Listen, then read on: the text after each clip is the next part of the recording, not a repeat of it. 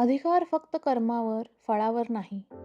ऐकायलाही थोडं कठीण वाटतंय ना? मग आपण काम तरी का करायचं? जर तुम्हालाही हा प्रश्न पडला असेल, तर हा व्हिडिओ शेवटपर्यंत नक्की बघा. कारण आजचा व्हिडिओ तुमचा कर्माकडे बघण्याचा दृष्टिकोन पूर्णपणे बदलणार आहे. माझ्या सर्व साधक बंधू आणि भगिनींना जय श्रीराम. आपल्या आयुष्यात आपण नेहमीच हे ऐकतो बघा, की इतकं काम केलं, काहीच नाही मिळालं. मी इतके पैसे लावले, काहीच नाही मिळालं. राब राब राबतो पण हे मिळत नाही, हे केलं पण ते मिळत नाही. म्हणजे काय? आपण नेहमीच निकालाची किंवा फळाची चिंता करत असतो. मी इतकी मेहनत केली पण मला यश मिळेल का?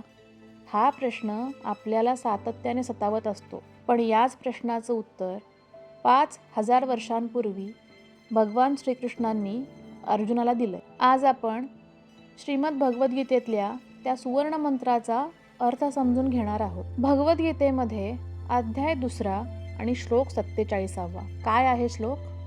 ऐका. कर्मण्येवाधिकारस्ते मा फलेषु कदाचन मा कर्मफल हेतुर्भुर् मा ते संगोस्त्वकर्मणी. म्हणजे काय? आता ह्या श्लोकाचा अर्थ समजून घेण्यासाठी श्लोकाचे 4 महत्त्वाचे भाग आहेत. पहिला भाग, कर्मण्येवाधिकारस्ते, म्हणजे तुझा अधिकार फक्त कर्म करण्यावरती आहे. तू जे काही करतो आहेस ते तुझं कर्तव्य समजून करायचंय आणि त्या अधिकाराने करायचंय. मा फलेषु कदाचन, कर्माच्या फळावर तुझा कधीही अधिकार नव्हता आणि तो कधीही असणार नाही. म्हणजे काय? मी म्हणाल्यानुसार तुमचं कर्म आणि तुमचं जे फळ मिळतंय हे तुमच्या कर्तव्यामध्ये येतं. तुम्ही उद्याची आशा करून आजचं कर्म टाळू शकत नाही आणि टाळायला नाही पण पाहिजे. पुढे काय म्हणतायत श्रीकृष्ण भगवान? मा कर्मफल हेतुर्भुर्मा, फळाच्या आशेने कर्म करू नकोस. आपल्याकडे बघा, आपण पण दैनंदिन जीवनामध्ये म्हणतो, आज मी सकाळी उठून हे जर केलं तर मला ते मिळेल. मी आज यांच्याकडे गेलो तर ते माझ्याशी गोड बोलतील. मी यांना मदत केली तर ते मला पण करतील. इथे भावार्थ काय आहे? तुम्ही मदत करायची, कारण हा तुमचा चांगुलपणा आहे. मानवानी मानवाला मदत करणं हा मानवाचा चांगुलपणा आहे. मानवामध्ये भूतदया असली पाहिजे. सगळ्यांना मानवाने मदत केली पाहिजे, पण ती आपल्या चांगुलपणामुळे, ना की त्याच्या समोरच्या व्यक्तीकडून तुम्हाला काही अपेक्षा आहेत किंवा तुम्ही डोक्यात काहीतरी बनवलं असं मत, की आज मी याला मदत करतो आणि उद्या जाऊन ती व्यक्ती मला मदत कर. पहिला भागच फक्त तुमच्या हातात आहे की तुम्ही मदत करणार.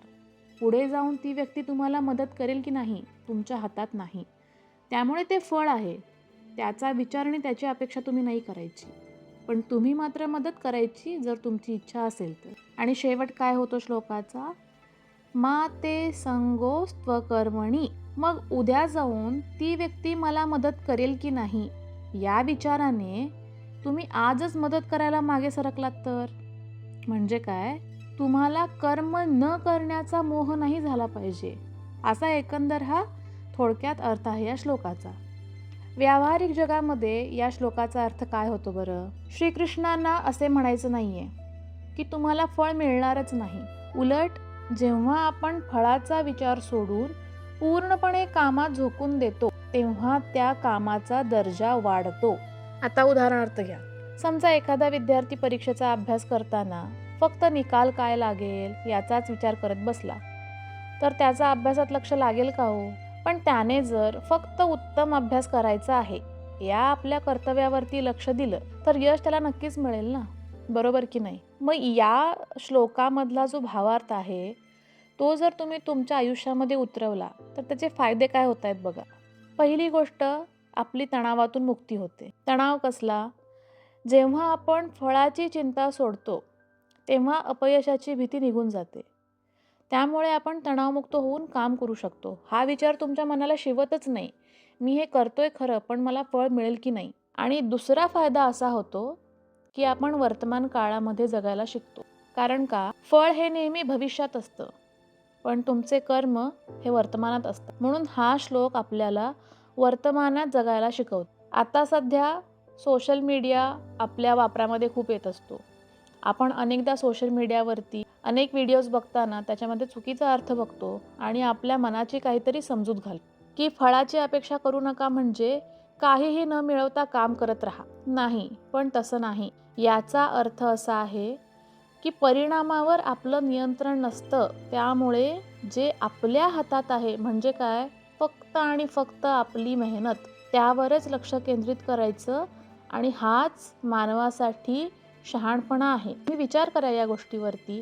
आपण सतत आपल्या जीवनामध्ये स्वतःला किती तणावाखाली ठेवतो फक्त फळाच्या आशेपायी, आणि त्या तणावामुळं आपलं आजचं कर्म तर बिघडतंच आणि कर्म चांगलं न झाल्यामुळं उद्याचं फळही चांगलं मिळत नाही. त्यामुळे आपल्या आयुष्यातून तणाव पहिला काढून टाका. चला, आजपासून आपण एक संकल्प करूयात. काम कुठलंही असो, छोटं किंवा मोठं, ते पूर्णपणे निष्ठेने करायचं. फळाची चिंता ईश्वरावरती सोडून द्यायची. कारण आपल्या वडील थोर माणसांकडून आपण हे नेहमी ऐकत आलो आहोत. त्याच लोकांनी अनुभवलं असेल. जेव्हा कर्म प्रामाणिक असतात तेव्हा फळ उशिरा का असेना पण नक्की मिळतंच. मी काय म्हणते, जेव्हा कर्म प्रामाणिक असतात तेव्हा फळ उशिरा का असेना पण नक्की मिळतं. त्यामुळे आजपासून फळाची अपेक्षा करणं बंद करा आणि आपलं काम सातत्याने सुरू ठेवा. तुम्हाला हा श्लोक कसा वाटला सांगायला विसरू नका. आणि भगवद्गीतेतला कुठला श्लोक तुम्हाला ऐकायला आवडेल किंवा तुमचा आवडता श्लोक कुठला आहे तो कमेंट करायला विसरू नका. भेटूया पुन्हा एका अशाच नवीन व्हिडिओमध्ये. तोपर्यंत स्वस्थ रहा, आनंदी रहा. जय श्री कृष्ण.